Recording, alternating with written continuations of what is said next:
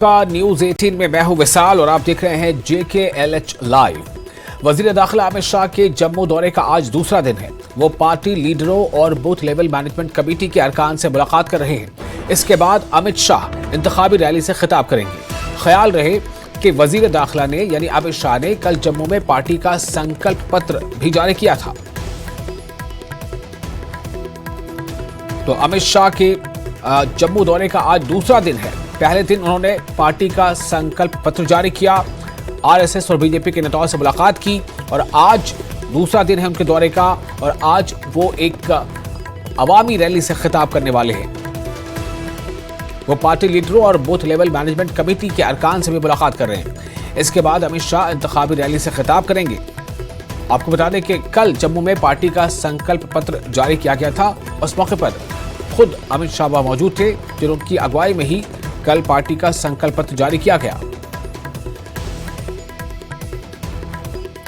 और मरकजी वज़ीर दाखिला अमित शाह जम्मू के मिन्हास ग्राउंड पर अवामी रैली को खिताब करेंगे। अब से कुछ देर बाद वो रैली के मकाम पर पहुंचने वाले हैं। रैली में बड़ी तादाद में अवाम की शिरकत की उम्मीद की जा रही है। इसके पेश नजर सिक्योरिटी के माकूल बंदोबस्त किए गए हैं।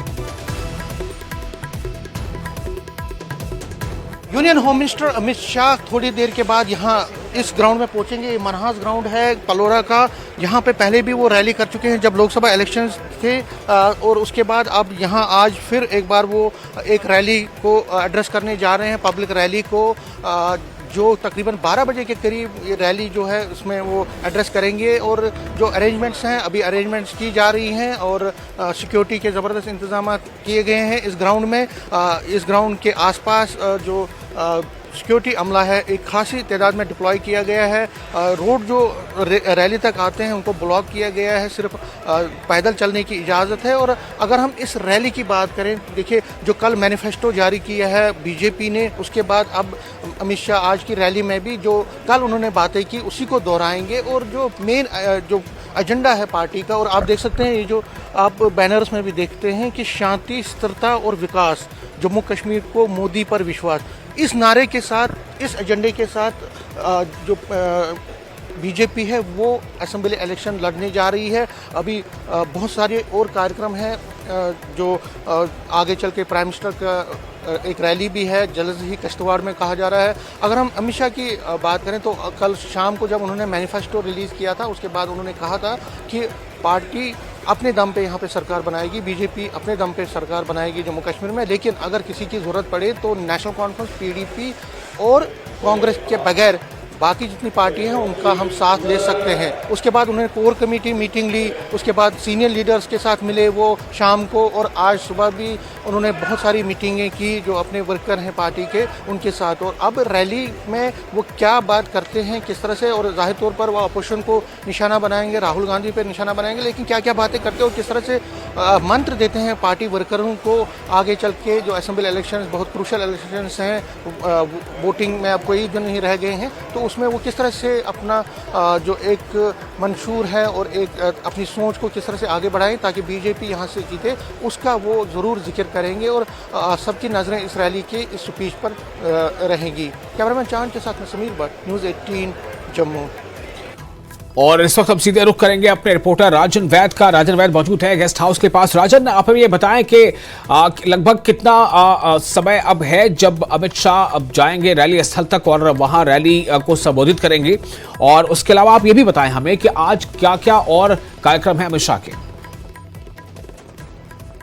देखिए विशाल, अभी विजय संकल्प सम्मेलन जो कि एक वर्कर्स रैली है उसको संबोधित करने के लिए लगभग 11:30 बजे गवर्नमेंट गेस्ट हाउस जम्मू से गृह मंत्री अमित शाह निकलेंगे। अभी जी किशन रेड्डी जो कि जम्मू कश्मीर इलेक्शन कमेटी के इंचार्ज हैं, उसके साथ साथ नेशनल जनरल सेक्रेटरी करुण चुग यहाँ पहुंचे हैं गवर्नमेंट गेस्ट हाउस। और यहाँ पे अभी एक मीटिंग जो है वो होम मिनिस्टर अमित शाह ले रहे हैं जिसमें अहम मुद्दों पर चर्चा की जाएगी। और खास खास जो सूत्रों के हवाले से खबर आई है कि जो मैनिफेस्टो, जो संकल्प पत्र जो कल रिलीज किया गया है बीजेपी की तरफ से, ज्यादातर उस पे बात होगी, क्योंकि बूथ लेवल के वर्कर्स जो हैं आज इस सम्मेलन में पहुंचेंगे। उसके साथ साथ आम लोग भी काफी संख्या में पहुंचने की उम्मीद है, लेकिन खास आज जो संबोधन होगा आज वर्कर्स के लिए होगा। जो बूथ लेवल पे, ब्लॉक लेवल पे काम करने वाले वर्कर्स हैं बीजेपी की, उनको बताया जाएगा कि जो हमने वादे किए हैं, जो 25 पॉइंट दिए हैं जम्मू कश्मीर में विकास के, जो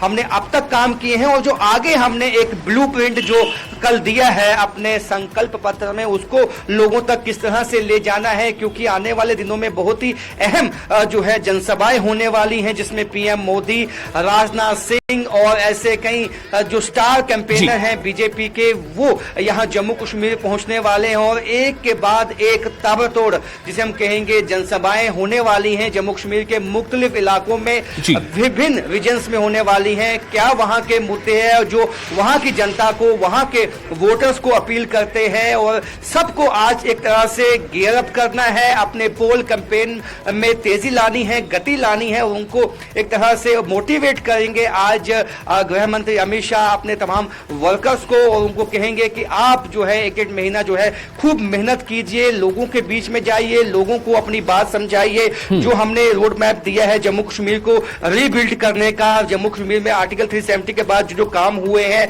जिस तरह का विकास हुआ है और आगे किस तरह के प्रोजेक्ट्स जो है वो जम्मू कश्मीर में आने वाले हैं, उन तमाम बातों से अवगत जम्मू कश्मीर के लोगों को करवाइए, क्योंकि अंत में जम्मू कश्मीर के लोगों के पाले में ही गेंद है, वही चुनेंगे, वही चुनाव करने वाले हैं कि 10 साल बाद जब विधानसभा के चुनाव यहां पे होने वाले हैं तो किसको वो चुन के सामने लाएंगे, क्योंकि 10 साल के बाद चुनाव अपने आप में बहुत अहम सभी पार्टियों के लिए और बीजेपी के लिए एक तरह से प्रतिष्ठा का सवाल है ये, क्योंकि 370 एग्रीगोट होने के बाद जिस तरह से बीजेपी ने कहा है कि टूरिज्म यहां पे बहुत ज्यादा बड़ा है, यहां पे 2 करोड़ से ज्यादा टूरिस्ट आए हैं, या आम जनमानस जो है उसको एम्प्लॉयमेंट अपॉर्चुनिटीज मिली हैं, इसके चलते टूरिज्म सेक्टर को काफी जो है इससे बूस्ट मिला है। वो तमाम बातों पे क्या जम्मू कश्मीर की जनता मुहर लगाएगी, क्या जनता वाकई ही जो है ये बात की तस्दीक करने वाली है इस इलेक्शन में, वो देखना होगा। काफी अहम, काफी जो है इसे कह सकते हैं कि सभी पार्टियों ने अपनी ताकत इसमें झोंक दी है, चाहे वो रीजनल पार्टीज हैं, नेशनल कॉन्फ्रेंस पीडीपी, चाहे वो नेशनल पार्टीज हैं, कांग्रेस है, बीजेपी है, तमाम पार्टियों ने अपनी ताकत जो है झोंक दी है। कांग्रेस पार्टी के भी दिग्गज जो स्टार कैंपेनर्स हैं वो कुछ दिनों में आने वाले हैं, वहीं उनको काउंटर करने के लिए बीजेपी के सीनियर नेता जिसमें पीएम मोदी खुद मौजूद होंगे और वो क्या बात करेंगे, अमित शाह आज क्या बात करेंगे, ये बहुत ही अहम होगा सुनना और ये जानना बहुत ही अहम होगा कि क्या जम्मू कश्मीर जो है वो कितना अहम इस वक्त बन चुका है। समूचे देश की निगाह, इंटरनेशनली निगाह जो है इस वक्त जम्मू कश्मीर पे बनी हुई है। क्या लोग किसको चुनते हैं, लोग किन मुद्दों पे वोट करते हैं, क्योंकि अब 370 पे तो साफ कर दिया है कल गृह मंत्री अमित शाह ने कि ये इतिहास बन चुका है। जो पार्टियां ये कहती हैं इसको रिस्टोर किया जाएगा, वो उनको वापस बेवकूफ बनाने में लगी हुई हैं। और ऐसे में इंडिपेंडेंट कैंडिडेट कश्मीर घाटी से बहुत ज्यादा संख्या में इस दफा कंटेस्ट करेंगे। वो देखना होगा कि क्या बदलाव चाहती है कश्मीर की जनता। और वाकई जिस तरह बिल्कुल राजन, मैं आप हमारे साथ बने रहे, मैं जरा समीर के पास जरूर करता हूं जो वहां पर सभा स्थल के पास मौजूद है। समीर, आप हमें बताएं किस तरह की तैयारी वहां पर आप देख पा रहे हैं और क्या वहां पर लोगों का जुटान शुरू हो गया है? कुछ देर में ऐसा माना जा रहा है कि अमित शाह पहुंचेंगे वहां। जी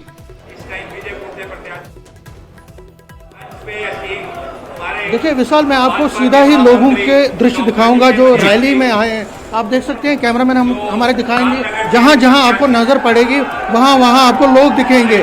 आप देखिए कितना लोगों में उत्साह है, कितना लोगों में जोश है। अमित शाह अभी कुछ टाइम के बाद यहां पहुंचेंगे, तकरीबन 1 घंटा और लग सकता है, क्योंकि अभी वो मीटिंग कर रहे हैं। जिस तरह से राजन भी कह रहे थे कि अभी वहां गेस्ट हाउस में वो मीटिंग ले रहे हैं, पार्टी के सीनियर नेताओं से, बूथ मैनेजमेंट के जो लोग हैं उनसे ले रहे हैं। लेकिन अब देखिए जो लोगों में उत्साह है वो अपने आप दिख रहा है। और अगर हम स्टेज की बात करें, मेरे कैमरामैन थोड़ा स्टेज की तरफ भी दिखाएंगे। स्टेज पे अभी कुछ नेता पहुंचे हैं, जिसमें फॉर्मर मिनिस्टर हैं, फॉर्मर एमएलएज हैं, देवेंद्र सिंह राणा है, श्यामलाल शर्मा है वहाँ पे। इसी तरह से जो एमएलए के लिए इतना जो चुनाव लड़ रहे हैं यहाँ पे वो भी यहाँ पहुँचे। और आप देख सकते हैं जो भारत माता की जय के नारों से ये पूरा जो यहाँ मनहस ग्राउंड है ये पूरा सज चुका। और यहाँ पे हर तरफ आपको आवाज़ आएगी भारत माता की जय, बीजेपी, नरेंद्र मोदी के हक में नारे, अमित शाह के हक में नारे। तो ये चीज़ें अभी चल रही हैं और लोगों में बड़ा उत्साह है, लोग भारी तादाद में यहाँ पे पहुँचे हैं। और मैं आपको बता दूं मिसाल ये वही ग्राउंड है जहाँ पे लोकसभा इलेक्शन के दौरान अमित शाह ने एक रैली की थी जब यहाँ पे लोकसभा इलेक्शन थे। और आप देख सकते हैं लोगों में उत्साह बढ़ाने के लिए जो नेता हैं वो इनको टिप्स दे रहे हैं। लेकिन जहाँ तक रैली की बात कर रहे हैं यहाँ पे खचाखच भरा तो है, लेकिन अमित शाह की रैली के दौरान वो क्या बोलते हैं, क्या क्या चीज़ें बताते हैं, उस पर सबकी नजरें रहेंगी। लेकिन एक बात सही है, जो कल मैनिफेस्टो जारी किया बीजेपी ने जी, और उसके बाद जो प्रेस कॉन्फ्रेंस उन्होंने की, कमोबेश उसी चीज़ पर फोकस रहेगा। और फोकस क्या है? शांति, स्थिरता और विकास, मतलब पीस, स्टेबिलिटी और डेवलपमेंट। पीस सबसे बड़ा इंपॉर्टेंट है, स्टेबिलिटी है और विकास है, विकास डेवलपमेंट है। तो इन तीन चीज़ नारों पे विकास जो विशाल, इन तीन चीज़ों पे पार्टी जो है चुनाव लड़ रही है। और लोगों को कहा जा रहा है कि अगर किसी पे विश्वास करना है आपको तो वो सिर्फ नरेंद्र मोदी हैं, जो पिछले 10 साल से जिन्होंने जम्मू कश्मीर में विकास लाया है, जम्मू कश्मीर में डेवलपमेंट लाई है। तो मेन है कि किस तरह से जो विकास का पर्व है या विकास का जो नारा है उसको किया जाए। मैं कुछ लोगों से बात करता हूं और जानने की कोशिश करता हूं कि आप यहाँ पे आए हैं, क्या कहेंगे? रैली है, क्या ये विजय संकल्प कार्यकर्ताओं का सम्मेलन है और यहाँ कार्यकर्ता का जो उत्साह है वो बढ़ेगा और मान सम्मान बढ़ेगा। और जो अभी इलेक्शन जो हमारे लीगल बच चुका है और हम लोग बढ़ चढ़ कर इलेक्शन में हिस्सा लेंगे और भारतीय जनता पार्टी को जिताएंगे। और जहाँ जम्मू व कश्मीर में भारतीय जनता पार्टी की सरकार बनाएंगे, अपने बलबूते पे बनाएंगे, ना किसी का कोई पार्टनर। हमारी भारतीय जनता पार्टी 50 पार सीटें लेगी और जम्मू कश्मीर में सरकार बनाएगी। अमित शाह दूसरी बार इस ग्राउंड में आ रहे हैं, क्या कहेंगे? दूसरी बार आ रहे हैं यहाँ पे। अमित शाह साहब ने हमारे जम्मू कश्मीर के लिए बहुत बड़े काम किए हैं। जैसे 5 अगस्त 2019 को 370 को हटाया और जम्मू कश्मीर की डेवलपमेंट को बहुत ज़्यादा डेवलपमेंट के लिए किया। आज जो हमारे जम्मू कश्मीर में पत्थरबाज को आज दिखाई नहीं देते हैं, अमन है, सुकून है और टूरिस्ट बाहर से आ रहा है और डेवलपमेंट जम्मू व कश्मीर में हो रही है। आपको क्या लगता है कितना बीजेपी के चांसेस हैं? 100% चांसेस बीजेपी के। तो सरकार बीजेपी की बनेगी। आपका नाम? सर पुरुषोत्तम। क्या कहेंगे आज रैली आ रहे हैं, क्या सर? बहुत बढ़िया कि हमारे जम्मू प्रॉमिस में आ रहे हैं और बीजेपी के कार्यकर्ता में बहुत उत्साह है। और जम्मू में तकरीबन जम्मू की सीटें हम बीजेपी जीत रही है जहां, तो इससे बहुत बढ़िया कि इससे कार्यकर्ता में उमंग एक जागेगी। और हम चाहते हैं कि जम्मू कश्मीर में एक अच्छी सरकार बीजेपी की बने और आने में लोगों की जो परेशानियां हैं वो भी ख़त्म हो। आने वाले टाइम में एक अच्छा माहौल बने, चैनो अमन रहे, जिससे अभी जहां हमारा जो जम्मू का पहले थोड़ी देर पहले इतना शांति नहीं थी कि हर जगह दंगे, पत्थरबाजी, ये वो, आज कम से कम एक आम आदमी अपने आप को सुरक्षित समझ रहा है और चैनो अमन से जी रहा है। सर आपको क्या लगता है बीजेपी के जो कैंडिडेट है वो सभी जगह जीतेंगे? बिल्कुल सर जीतेंगे, इसमें कोई दो राय नहीं है, अच्छे मार्जिन से जीतेंगे सर। कोई बीजेपी के प्रत्याशी का कोई कैंडिडेट का मुकाबले में नहीं है सर। जी सर। आपका नाम? ब्रजलाल शर्मा। क्या कहेंगे? आप रैली में आए हैं, क्या कहेंगे? रैली में आए हम अपने लीडर का समर्थन करने के लिए। इसमें अमित शाह जी आए हुए हैं, जो अच्छी बातें बताएंगे वो लेकर पब्लिक में जाएंगे हम। उसके बाद जैसे जय श्यामलाल जी हैं हमारे नॉर्थ के, अच्छे नेता हैं, अच्छे लीडर हैं, पब्लिक के काम आएंगे, यही हमारा नारा है। तो ये वो सभा स्थल है जहां अमित शाह की एक रैली होने वाली है। यहां पर खास तौर से जो पार्टी के जो ग्राउंड वर्कर्स हैं उनसे उनको वो संबोधित करेंगे और उन्हें उनका हौसला बढ़ाएंगे और वो ये बताएंगे कि पिछले 10 सालों में जम्मू कश्मीर में किस तरह से तब्दीली आई है, हालात बदले हैं और वो इस खास सभा में कार्यकर्ताओं को क्या गुण देंगे, ये देखने वाली बात होगी। समीर, मेरा सवाल आपसे ये होगा कि क्या इसमें इसे एक आम रैली कहा जाए या फिर ये सिर्फ बीजेपी के जो ग्राउंड वर्कर्स हैं, जो बीजेपी के कार्यकर्ता, उनके लिए ये कार्यक्रम है?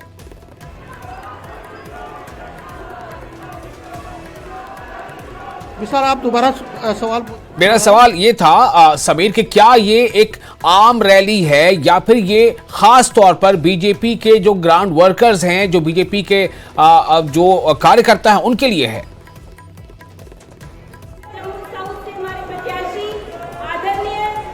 देखिए, मैं आपका सवाल पूरा सुन नहीं पाया, लेकिन क्योंकि शोर बहुत है, लेकिन मैं आपको बता दूं, नरेंद्र जो अमित शाह है, उनकी जो यहाँ पे रैली है, ये जम्मू नॉर्थ में पड़ता है। ये जो एरिया है ये जम्मू नॉर्थ में पड़ता है, लेकिन जम्मू ईस्ट और जम्मू वेस्ट और जम्मू साउथ, हालांकि साउथ का अभी अनाउंस नहीं हुआ, लेकिन जम्मू ईस्ट और जम्मू नॉर्थ के जो लोग हैं, जम्मू नॉर्थ और जम्मू ईस्ट और जम्मू वेस्ट, उनके कैंडिडेट्स के लिए ये प्रचार करेंगे। कल राजनाथ सिंह आ रहे हैं जो रामबन और बानहाल में प्रचार करेंगे।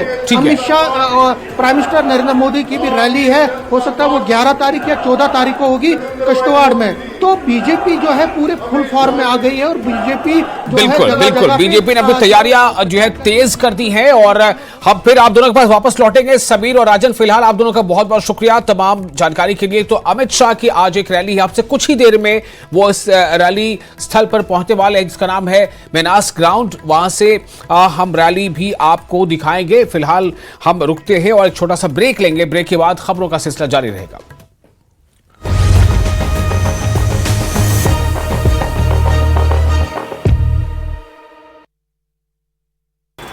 कितने सालों से नहीं बनी थी, सड़कें देखो सारी बनी है। काम तो करने वाले के लिए काम पूरा है। हाँ जी, कुछ हो या कुछ ना भी होए, किसी की हाँ भाई सबकी तो नहीं होनी है, भाई सबकी वैस पूरी करी तो कोई रह भी रहा है और कुछ होए भी है, लेकिन बच्चा के भविष्य का बारे में कुछ नहीं बनया हमारा। अच्छा। हाँ जी, जो नौकरी मिला करती पहले, अब नहीं।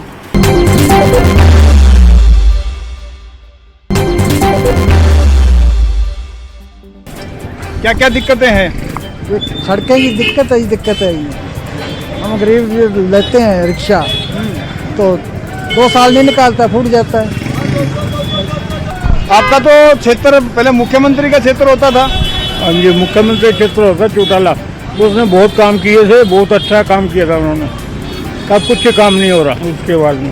बाजार है बढ़िया, सिस्टम सारा बढ़िया है। मौके पे पाइप लाइनें वगैरह चल रही है, यहाँ पे उनमें थोड़ी बहुत दिक्कत आ रही है। ट्रैफिक ज़्यादा है, ट्रैफिक होने के कारण पाइपें वगैरह चल रहा है सारा काम, उसमें ट्रैफिक की दिक्कत ज़्यादा है। शहर में डेवलपमेंट है बहुत।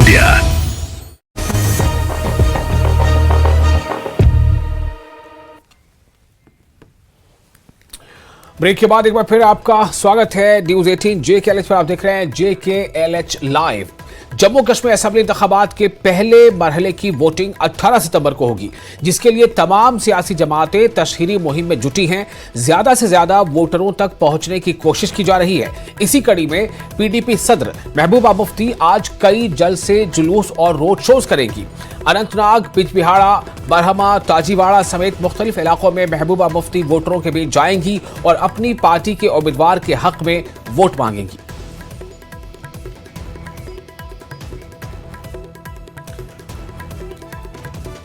तो जम्मू कश्मीर से जुड़ी खबरों का सिलसिला जारी रहेगा। इस वक्त नजर डालते हैं हरियाणा की सियासत से आ रही बड़ी खबर पर। विनेश और बजरंग के कांग्रेस में शामिल होने पर बृजभूषण शरण सिंह जो है उनका बयान आया है। उन्होंने कहा है कि साजिश थी जिसका पर्दाफाश हो चुका है। बृजभूषण शरण सिंह ने यह कहा है कि दरअसल जो खिलाड़ियों का या पहलवानों का जो आंदोलन था वो दरअसल पूरी पूरी एक साजिश थी जिसका अब पर्दाफाश हो गया है। उन्होंने कहा है कि जब तहरीक शुरू हुई थी तभी हमने कहा था इस साजिश के पीछे दीपेंद्र और भूपेंद्र हुड्डा का हाथ है। उन्होंने ये भी कहा है। तो विनेश फोगाट और बजरंग पुनिया के कांग्रेस में शामिल होने के बाद बृजभूषण शरण सिंह जो पूर्व सांसद हैं बीजेपी के और भारतीय कुश्ती संघ के पूर्व अध्यक्ष भी हैं, उनका ये स्टेटमेंट है। उन्होंने ये बयान दिया है। उन्होंने ये कहा है कि दरअसल ये पूरा का पूरा जो मामला है वो एक साजिश थी जिसका अब पर्दाफाश हो गया है। उनका कहना है कि ये कांग्रेस जो आंदोलन हुआ था उस आंदोलन के पीछे कांग्रेस थी और उसके पीछे दीपेंद्र हुड्डा और भूपेंद्र हुड्डा का हाथ शामिल रहा है, ये उन्होंने कहा है।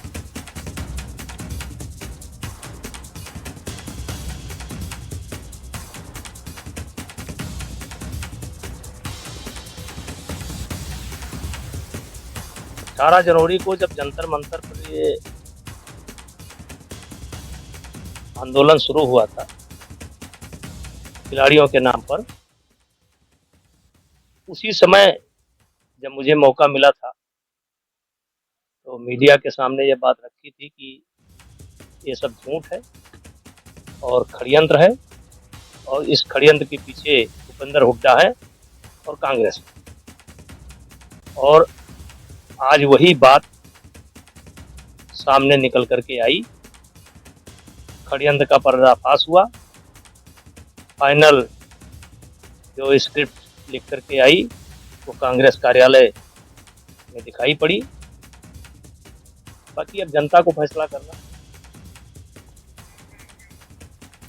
और आपको साथ ही ये बता दें कि एक अहम खबर जो शिमला से है, शिमला से बड़ी खबर यह है कि संजौली में अवैध यानी मस्जिद में जो अवैध निर्माण का मामला था, संजौली मस्जिद में अवैध निर्माण के मामले पर सुनवाई हुई और नगर निगम आयुक्त कोर्ट में हुई सुनवाई। 5 अक्टूबर को इस मामले में फिर अगली सुनवाई होगी।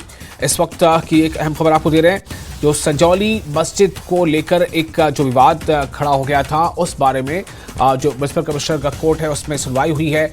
और अब जो नगर निगम आयुक्त के कोर्ट में सुनवाई होने के बाद अब अगली जो सुनवाई वो 5 अक्टूबर को होगी, यानी कि इस पे अभी और तकरीबन मान लें कि 1 महीने का अब समय है जिसके बाद ये सुनवाई होगी। इससे पहले जो वहाँ पर विवाद हुआ था उसमें मामला ये बताया गया कि वक्फ बोर्ड ने इस बात को माना था कि जो मस्जिद है उसकी जो ऊपर की जो मंजिलें बनी हैं, ऊपर की जो फ्लोर्स बने हैं, उसका निर्माण जो है वो गलत है। उसका निर्माण जो है वो थोड़ा जो है नियम या कानून या कायदे के हिसाब से नहीं है, तो इसलिए मस्जिद में जो अवैध निर्माण है उसको लेकर ये पूरा विवाद था। और अब ये विवाद चूँकि ये म्युनिसिपल कमिश्नर के कोर्ट पहुंचा, नगर निगम आयुक्त के कोर्ट में ये मामला पहुंचा जहां आज सुनवाई हुई। अब अगली सुनवाई जो है वो 5 अक्टूबर को होगी।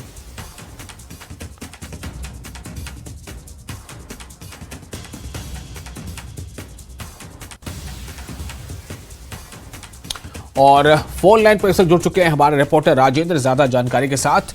राजेंद्र, आज क्या कुछ हुआ?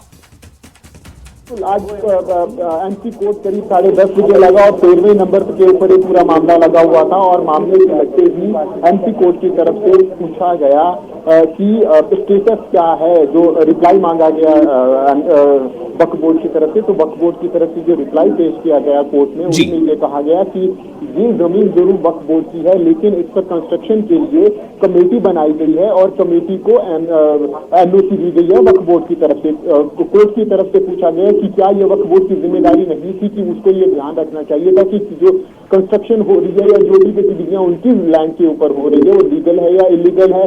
ये बात, इसका रिप्लाई देने में वक्फ बोर्ड कोर्ट के अंदर असमर्थ रहा। उसके बाद कोर्ट की तरफ से पूछा गया कि आपने एनओसी कब दिया था, तो वो डॉक्यूमेंट भी वक्फ बोर्ड के पास नहीं थे। इसके बाद कमेटी के जो अध्यक्ष हैं जिनको एनओसी वक्फ बोर्ड की तरफ से दिया गया, लतीफ, उनकी तरफ उनसे कोर्ट से पूछा गया कि आप बताएं आपने कब अनुमति ली थी यहाँ पर कंस्ट्रक्शन करने की, और कंस्ट्रक्शन आपने किया तो उसकी पूरी प्रोसीडिंग बताएं। तो जो कमेटी के अध्यक्ष हैं जिन्होंने कंस्ट्रक्शन वहां पर किया, उनकी तरफ से कहा गया कि 2.5 मंजिल की हमने अनुमति परमिशन दी थी, लेकिन 2.5 मंजिल के बाद कौन यहाँ पर निर्माण कर गया इसका उन्हें कुछ पता नहीं है। वो सिर्फ तब तक कमेटी के अध्यक्ष थे जब तक 2.5 मंजिल की कंस्ट्रक्शन हुई। ऊपर की कंस्ट्रक्शन किसने की, इसके लिए वो रिप्लाई देने में असमर्थ रहे कोर्ट की तरफ से। उसके बाद पूछा गया कि आप प्रोसीडिंग बताइए, आपकी जो कमेटी गठित हुई है उसकी कितनी बैठकें हुई और उस प्रोसीडिंग कोर्ट में पेश कीजिए। तो अध्यक्ष की तरफ से कहा गया कि कोई भी बैठक कमेटी की नहीं हुई है और ना ही इस कमेटी का कोई मेंबर है, केवल एक मेंबर कमेटी का है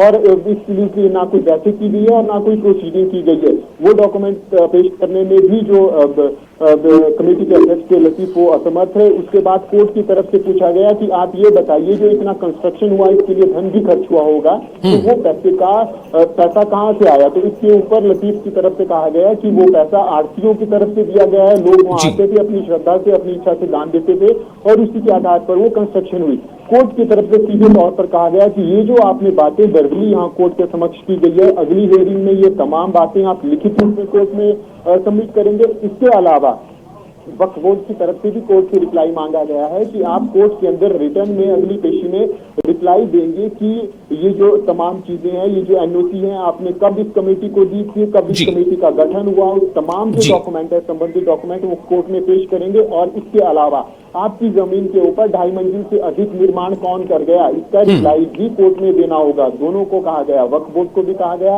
और लतीफ को भी कहा गया। तो कुल मिलाकर आज जरूर इसके अलावा एक और मोड़ इस पूरी सुनवाई के दौरान आया। जी राजेंद्र, लोकल रेजिडेंट की तरफ से एक एप्लीकेशन दायर की गई और उनकी तरफ से कहा गया कि यहाँ पर अनएथिकल गतिविधियां भी जारी हो सकती हैं। कौन लोग यहाँ पर आ रहे हैं, क्या उनकी आइडेंटिटी है, वो उनमें से अधिकांश लोग लोकलाइज नहीं है क्योंकि, तो इसलिए अगर कोई घटना होती है तो कौन रिस्पॉन्सिबल है, तमाम तरह की बातें एक एप्लीकेशन में लिखकर लोकल रेजिडेंट हैं उनकी तरफ से भी एप्लीकेशन सबमिट की गई। और चलिए, बहुत शुक्रिया आपका राजन तमाम जानकारी के लिए।